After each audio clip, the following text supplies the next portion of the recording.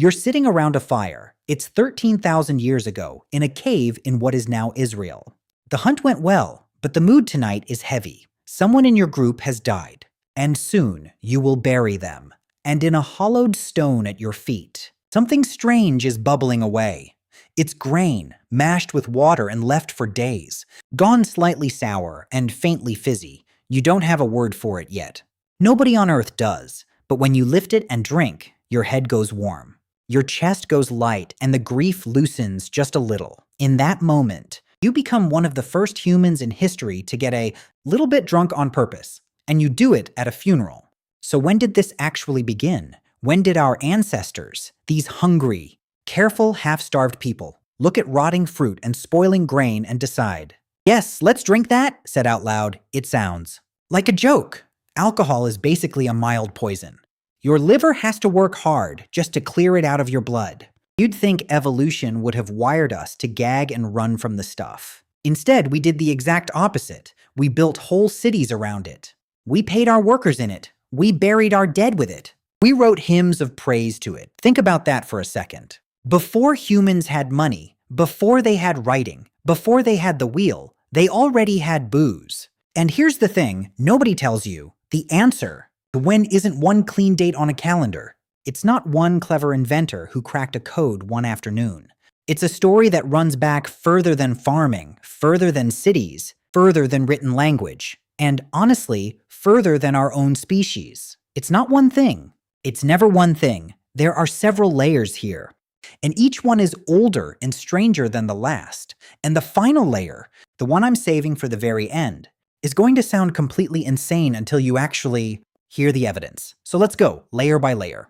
Let's start with the easy part, the part that genuinely surprises people. Humans didn't invent alcohol. Alcohol found us first. It was already out there in the world, waiting. Here's what actually happens in nature with no humans involved at all.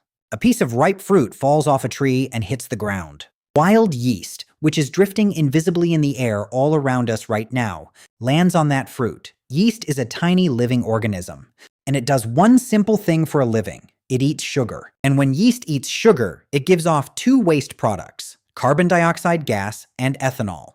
Ethanol is alcohol, so that overripe fruit, sitting warm in the afternoon sun, is quietly fermenting all by itself. It is turning into a tiny alcoholic snack with zero help from anybody. Now think about what that means for your ancestors. For millions of years, animals wandering the forest have stumbled onto fermenting fruit and eaten it. Monkeys do it. Birds do it.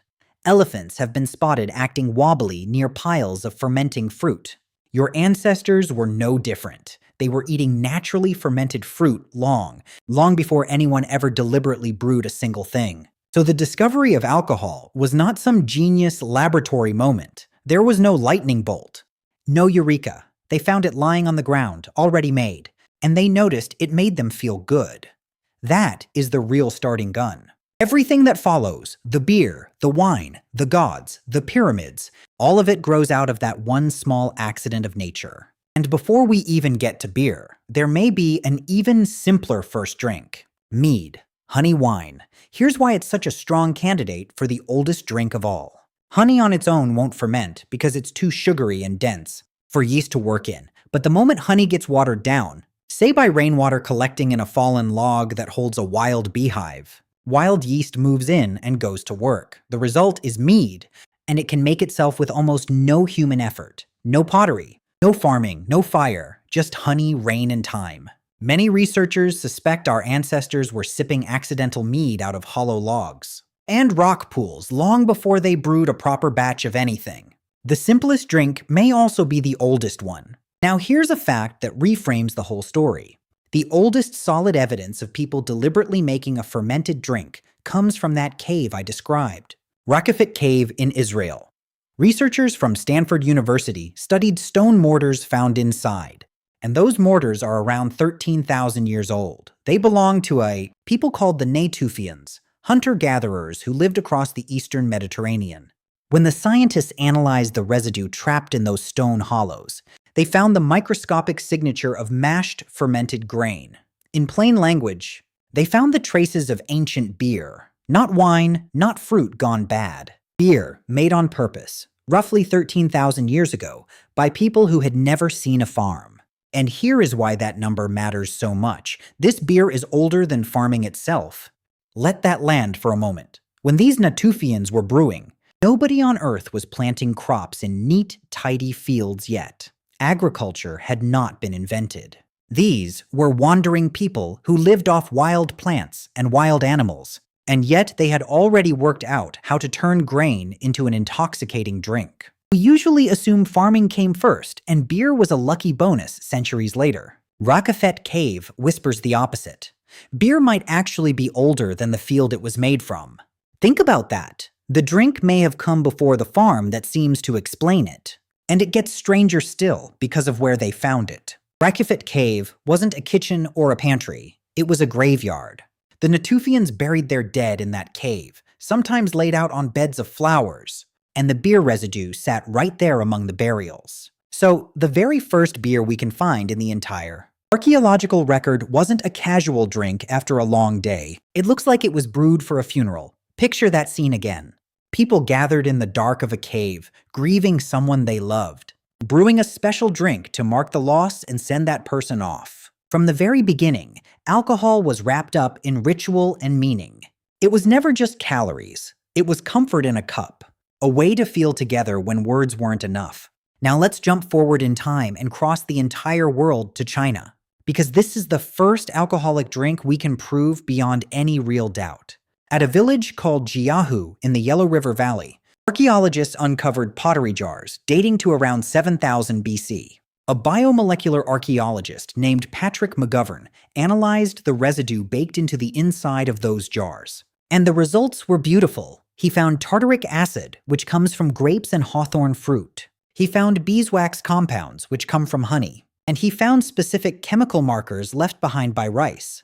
Put those clues together and you get an actual readable recipe from 9,000 years ago. That recipe was a wild, potent mix of rice, honey, and hawthorn fruit or wild grape.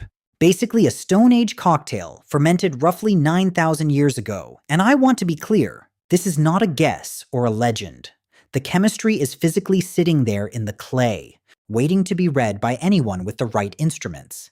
In fact, McGovern later teamed up with a modern brewery to recreate the drink. And you can actually buy and taste a version of it today. A 9,000-year-old buzz brought back to life from the residue in a broken pot. That is how solid this particular piece of evidence really is. The world's oldest cocktail is back on the menu. And this Chinese grog was not some crude lucky accident either. Think about everything it takes to make it. You need honey, which means finding and robbing a wild beehive, stings and all. You need rice and grapes and hawthorn, each gathered at exactly the right time of year. You need pottery strong enough and sealed enough to hold liquid while it slowly ferments for weeks on end. That is not desperation. That is planning. That is patience. These people wanted this drink badly enough to organize a whole chunk of their year around getting it. 9,000 years ago, someone stood over a sealed jar, waited, checked it, worried over it, and hoped it would turn out right. That's not just survival. That's craft. That's culture in a clay pot. From grain, let's move to grapes because wine has its own origin story. Travel west from China to the country of Georgia, tucked in the Caucasus Mountains between Europe and Asia. There, archaeologists dug up enormous clay jars dating to around 6000 BC. On the inside walls of those jars, they found the clear chemical signature of fermented grape wine. This is currently the oldest solid evidence of true grape wine anywhere on the planet. Picture one of these jars. It stands taller than a toddler, and it was buried up to its neck in the cool earth to keep the wine from spoiling. Inside, crushed grapes were slowly, patiently turning into wine. 8,000 years ago, people in these mountains were already skilled winemakers. Every single glass of wine you have ever raised traces back, in one long unbroken line, to jars just like these. Now let's pause and ask the obvious question. Why? Why did our ancestors care so much about this stuff? That they'd risk beehives and wait weeks over jars? The answer is that alcohol did real jobs for them, not just fun ones. First, it was safer than the water. Fermentation kills off many of the dangerous germs that lurk in still or dirty water. So weak beer was often the safest thing to drink all day. Second, it was food, thick and full of calories, almost a liquid bread. Third, it was medicine, used to clean wounds and dull pain. And fourth, maybe most important, it was social glue. A shared drink lowers everyone's guard, loosens tongues, and turns a crowd of wary strangers into something like a community. Alcohol didn't just get people drunk, it helped hold groups together. And that social power is exactly why some serious scientists think alcohol might be the reason we started farming at all. This is called the beer before bread hypothesis, and it flips history on its head. The idea is simple and a little bit crazy. Maybe our ancestors didn't first grow grain in order to bake bread and fill their stomachs. Maybe they grew grain in order to brew beer. Think about it from their side. Wild grain is fiddly, hard to harvest, and honestly not very filling as plain food. But turn that same grain into beer, and suddenly you have a drink that lifts everyone's mood and pulls the whole community together. That is a genuinely powerful reason to plant more of it, season after season. And there's real evidence in the ground behind this wild idea. Look at Göbekli Tepe in Turkey, one of the oldest monuments on the entire planet. It's a vast ring of giant carved stone pillars built by hunter-gatherers about 11,000 years ago, thousands of years before Stonehenge. Right beside those towering pillars, archaeologists found huge stone troughs, some big enough to hold dozens of gallons. When they tested what was inside, they found calcium oxalate, a chemical that forms specifically when you soak, mash, and ferment grain. In other words, at this sacred site, people may have been brewing beer on the scale of an entire festival. Picture hundreds of people traveling for miles across the ancient landscape, gathering at these massive carved stones, and feasting together, well lubricated with communal beer. And that quietly flips everything you were taught in school. The old, tidy story says humans settled down, learned to grow crops, gained food security, and civilization naturally followed from a full belly. The beer first story tells something funnier and more human. Maybe we settled down because we wanted to keep gathering, keep celebrating, keep drinking together. Maybe the very first fields of grain were planted not for daily bread, but for the drink at the next big communal feast. Now, to be fair, we are not certain it happened this way. But the fact that serious archaeologists take the idea seriously should tell you something. Booze may be baked right into the foundations of civilization, not as a luxury on top, but as part of the very reason we built anything at all. Once actual cities appear, alcohol goes from special occasion to daily essential. And it climbs right up into heaven too. Almost every early civilization gave alcohol its own god. The Sumerians had Ninkasi, goddess of beer. The Egyptians had Hathor, tied to drunken festivals. The Greeks had Dionysus. The Romans had Bacchus, whole cults built around the divine power of wine. Think about how telling that is. Ancient people didn't just enjoy alcohol. They felt that the warm, mind-altering change it brought must be a gift from the gods themselves. They poured it out as offerings, they drank it in temples, and they wove it into their holiest festivals. Alcohol wasn't just on the table, it was on the altar. Let's stay with the Sumerians for a moment. In Mesopotamia, over 4,000 years ago, beer there wasn't a weekend treat. It was food, water, and payment all rolled into one. Ordinary workers were regularly paid in beer, handed out as a genuine daily wage. And that goddess Ninkasi I mentioned, the hymn they wrote to praise her, around 1800 BC, secretly doubles as a brewing recipe. It walks you, step by step, through soaking the grain, baking it into loaves, and fermenting it, all wrapped in the form of a prayer. It is the oldest beer recipe we have ever found, a sacred song you could genuinely follow today to brew a real batch. They loved beer so much they turned the instructions into worship. Nobody writes a hymn to something they only sort of like. Then travel to Egypt, to the Great Pyramids at Giza. We tend to picture those pyramids being dragged into existence by whipped, starving slaves. The reality is stranger, and honestly a lot more fun. The workers who built the pyramids were paid, fed well, and given beer. A lot of beer. The records suggest each worker received a ration of around 4 to 5 liters of beer every single day. That is not a party. That is fuel, and it made sense.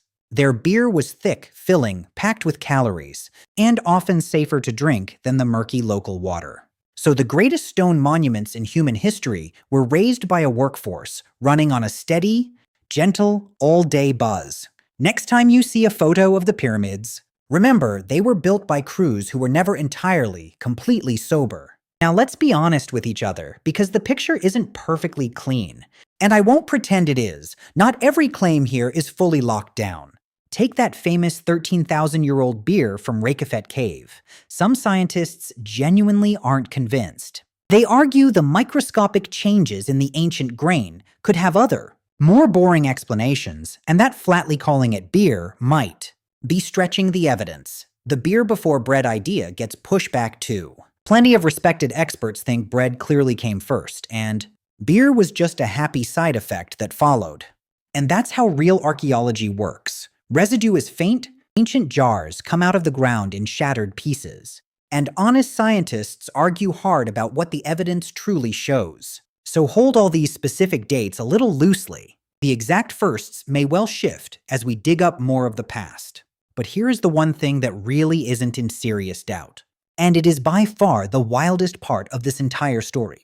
I deliberately saved it for the end. Our love of alcohol is older than beer. It's older than wine, older than mead, older than farming, older than cities, older than every single thing we just talked about. It is older than the human species itself. Scientists studying our own DNA uncovered something remarkable. Around 10 million years ago, one of our distant ape ancestors picked up a tiny mutation in a single gene. That gene builds an enzyme called ADH4, one of the main tools your body uses to break down alcohol. Before that mutation, the enzyme handled ethanol slowly and clumsily. After the mutation, it suddenly worked about 40 times more efficiently. So think hard about what that actually means. 10 million years ago, long before anything resembling a human existed, our ape ancestors were beginning to spend more time down on the ground. And on the ground, beneath the trees, lay overripe, fermenting fruit rotting in the dirt, quietly full of alcohol. An ape that could eat that boozy, fallen fruit without getting sick suddenly had an extra food source. Extra calories, a real survival edge over the pickier apes, so evolution quietly rewarded the drinkers. The apes who could handle their alcohol lived, thrived, and passed that upgraded gene down the line. And you are carrying that exact gene in your body right now. This is the drunken monkey hypothesis, and it is chilling in the best possible way. You did not inherit your taste for alcohol from a clever Sumerian brewer. You inherited it from an ape on a forest floor 10 million years ago, reaching for a piece of rotten fruit. So here is the quotable truth at the heart of all this. We didn't discover alcohol. Alcohol helped shape us. That single idea rewires how you see the whole story. Every beer brewed at a Natufian funeral, every jar of Stone Age grog in China, every hymn to Ninkasi, every Egyptian pyramid worker's daily ration, they are all just the newest chapters of something ancient. The real story doesn't start with a person at all. It starts with a mutation in a creature that wasn't even close to human 10 million years ago, deep in a forest, reaching for a piece of fruit that had already begun to turn. So the next time you hold a drink in your hand, stop and really look at it for a second. That glass quietly connects you to a Natufian grieving in a firelit cave, to a Chinese brewer waiting anxiously over a sealed jar, to a Sumerian worker paid in foam, to an Egyptian laborer hauling stone under a hot sun, and all the way back to an ape on a forest floor. Before we even had a name, alcohol didn't just travel alongside human history. In a strange and very real way, it helped carry us into being. And that's not a metaphor. That's 10 million years of evolution, sitting quietly, patiently in your glass.